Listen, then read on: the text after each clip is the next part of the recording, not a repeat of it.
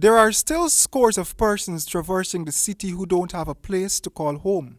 They sit, sleep, eat, play, and roam the most popular city streets.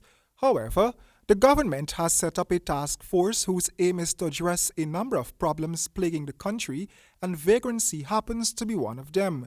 Head of that task force, retired Major General Josing, speaking at a press briefing recently, said that it is the duty of the task force to ensure that before the end of the month, these persons get a shelter over their heads.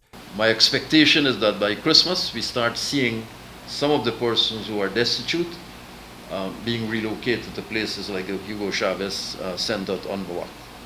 And those who are mentally addicted or mentally challenged are benefiting through the Phoenix House, through the Salvation Army, and through the specialist psychiatric help, etc.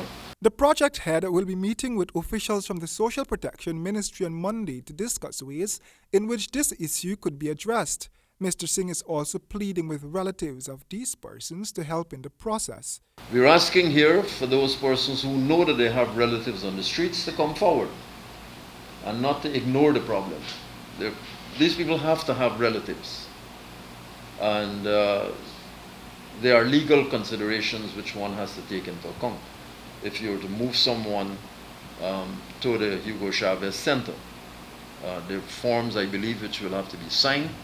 So those persons who accept and have knowledge of individuals that are currently homeless, please make yourself known. The Major General said that these persons should not be off the streets solely because they cause obstruction, but because they must be respected.